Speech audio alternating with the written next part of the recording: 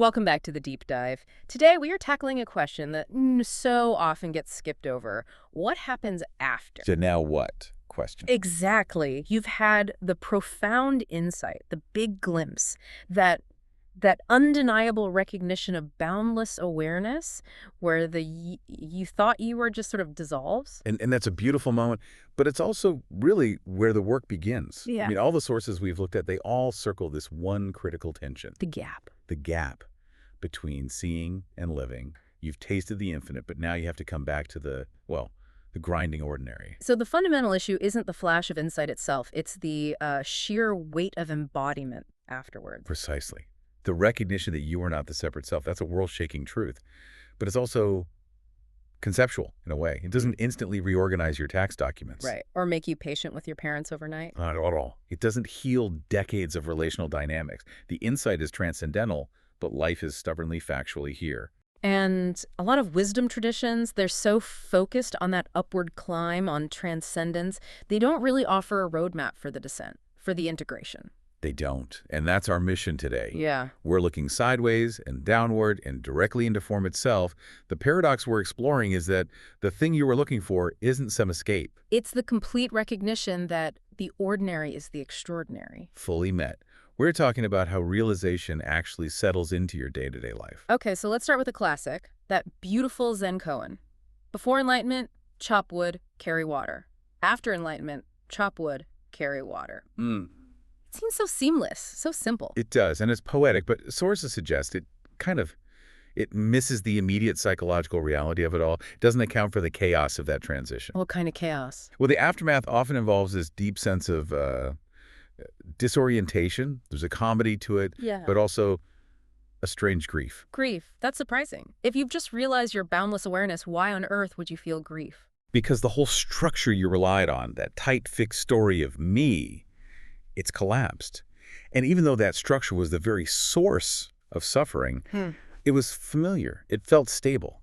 So you return to your life, your kitchen looks the same, your job is the same, but you feel... Completely unrecognizable to yourself. And that dissonance, that lack of footing, it often registers as loss. Which brings us to the comedy of it. The cosmic insight crashing into the completely mundane. It's the central joke of the whole path. Wow. I mean, you've seen the nature of reality, but the alarm clock still goes off. And the toothbrush still needs toothpaste. And the cat is demanding breakfast Yeah. with an urgency that is brilliantly, perfectly oblivious to your expanded state. And the state isn't, a permanent bliss out, is it? The sources are really clear that the whole integration process, it oscillates. Absolutely. That's the biggest mistake people make, expecting one single locked-in state. Some mornings, you'll walk through the house, everything just shimmers. The light feels, inexplicable. That's the expansion. That's expansion. Ah. But then you'll wake up other mornings and you're just, again, contracted, dense. The old worries are right there. And if you don't know that's normal, you'd panic. You'd think, I've lost it, I failed. Exactly. And we have to stress this, that rhythm is normal embodiment. It's how the infinite wears a limited human nervous system. It's not a failure. So if the circumstances don't change, and the blissful state isn't permanent, what actually does change? What slowly shifts in the background? Three things, very reliably. First, suffering becomes optional. Now that's a key distinction. Pain continues. You still stub your toe. You still stub your toe, you still feel emotional hurt. But the mental story around it, the resistance, the why me, the self-pity, that starts to lessen. You experience pain, but you stop multiplying it with mental suffering. So the awareness can hold the pain without getting caught in the story about the pain. Yes. The mental grip just Yeah. loosens. Second, self-concern softens. That whole complex of how am I doing? What do they think of me? It just becomes less gripping, almost quaint. Quaints. I like that. You see, the person is just a temporary feature, not the whole landscape. And the third shift sounds like the quietest one, but maybe most profound. The end of seeking. That's the real marker. That deep, pervasive background hum. That feeling that something is missing, that completion is somewhere else. It just becomes untenable. You can't believe in it anymore. You can't. Once you see that you already are what you were looking for, the impulse to search just stops. The bare fact of being is finally enough. This leads us right into a huge point of confusion, the death of the ego. So many people hear that and think the person, their name, their history, their preferences is supposed to just vanish. And that's a major source of disorientation. Yeah. What actually dissolves is the belief in the person as ultimate reality. It's the identification that dies. The person itself, that collection of habits and memories, it continues. It has to. It's a functional necessity. Of course. The person isn't an error to be deleted. It's a construct, a vehicle. It's a way that consciousness has learned to show up and interact in the world. The problem was never the person, it was the imprisonment in the person. The analogy of the actor seems really helpful here. It's perfect. Before, the actor believes they are the role. The costume is tight, they're defensive about their lines. After recognition, the actor knows they are also the audience and the playwright and the stage itself. And so they can play the role more freely. With total abandon. Yeah. You move from being worn by the costume to wearing it lightly. You can watch the person's quirks, their little anxieties, their weird tastes, with real affection because you know it's not the totality of who you are. But this lightness doesn't mean you just check out. There's still the work. Psychological cleanup, relational stuff. Right. That doesn't just disappear, does it? Not at all. But the motivation for it changes completely. Before, you did the work for salvation, right? To fix the broken person so you could finally be whole. Which is exhausting. It's exhausting. After recognition, the work shifts to more like gardening. You tend to the weeds, not because your self-worth depends on a perfect garden, but just because healthy gardens need maintenance. The personality becomes an instrument to be played and kept in tune. So not a project to be perfected. Right. And it still needs tuning. Realization doesn't just vaporize deep-seated trauma or old patterns, but it gives you the space to see them without judgment, and so they run with less and less force over time. Let's shift from the psychological vehicle to the physical one, the body. So many spiritual paths treat the body as an obstacle, as this bag of meat we're trying to escape. And that is one of the most subtle and damaging traps out there. True embodiment, true integration, is realizing the body isn't exile. It's the expression of awakening. It's awakening's instrument. Exactly. It's the shape infinity takes to taste an orange or feel the sun on your skin. To reject the body is to reject the gift of manifestation. So what does that look like practically, beyond just, eating a salad? It means respecting its signals. Deep fatigue means you rest. You don't force another meditation. It means accepting its shape, its limits, and it means embracing pleasure not as a distraction, but as part of the path. Pleasure is just spirit enjoying itself through form. Okay, let's bust another myth. The emotionless sage. The person who is supposedly above all human feeling.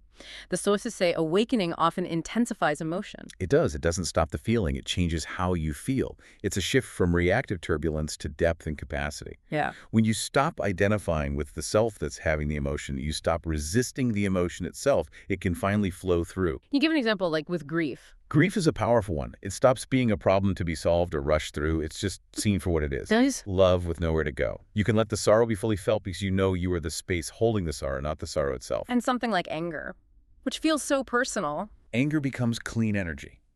It's a signal. A boundary was crossed. There's an injustice. You can feel the fire of it, the heat, but without the old need to lash out or build a story of resentment. It becomes energy for clear action, not destruction. And joy becomes unconditional. Yes. It starts to arise not because something good happened, but as a kind of spontaneous background hum. It's just the natural state of awareness when it's not all knotted up in self-concern. So all of this internal integration is one thing, but then you put it to the test in the world, in relationships. As the sources say, relationship is where spirituality gets real. That is the crucible. Your close others, your partner, your family, they are your most precise teachers. Because they know where all the buttons are? They installed them. They have the map to your deepest conditioning. If you think you've transcended your ego, just, spend a holiday with your extended family. Your least enlightened moments will show up right there. And this is where the shadow of the path really emerges. Spiritual bypass. How do we spot that? Spiritual bypass is basically avoidance dressed up as wisdom. It's using non-dual concepts to get out of doing necessary human work. Like saying, there's no one here to be upset. That's a classic. Or dismissing a real conflict with, it's all an illusion anyway. It's turning a profound truth into a shield to avoid difficult conversations or painful feelings. It's so easy to fall into. And if we do that, we can end up in one of two big traps. The first is inflation. Spiritual arrogance. This is when the ego grabs the recognition and says, this is mine. The person starts to feel special. There's a condescension towards others who are still asleep. They're performing enlightenment. Exactly. They replace the old identity of broken person with a new, shiny identity of enlightened sage. And the opposite trap, deflation, seems just as dangerous. It is. Deflation is twisting the truth of I don't exist into a kind of nihilism. Nothing matters. My actions are meaningless. It leads to this spiritual depression, a passivity that's disguised as acceptance. One is being a somebody special, the other is being a nobody. And both are just the ego protecting itself. The antidote to both is just honest looking.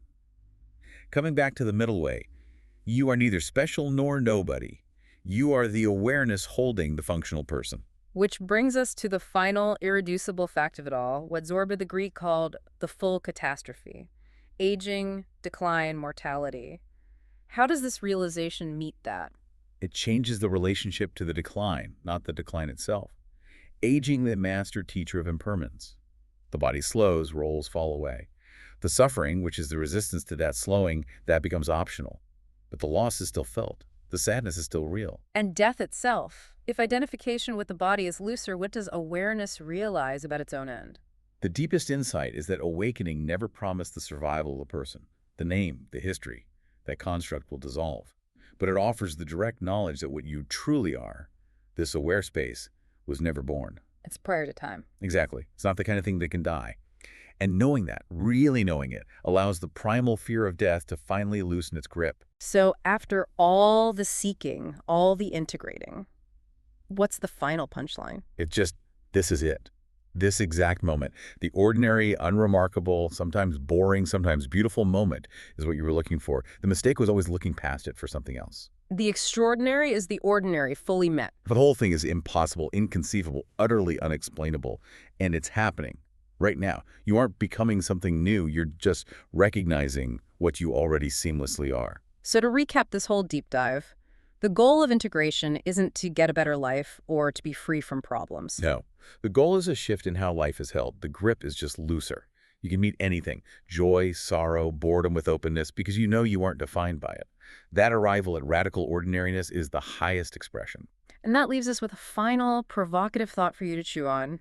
If realization is truly, fully integrated, it might just become invisible. I think that's right. The final goal is not the special sage on the mountaintop. It's the anonymous human in the grocery store. The highest expression isn't some transcendent state, but quiet integrity, simple kindness to a stranger. It's allowing realization to be invisible, even to yourself. Imagine that, living a life that is profoundly, completely, and yet invisibly awake. Thank you for diving deep with us. See you next time.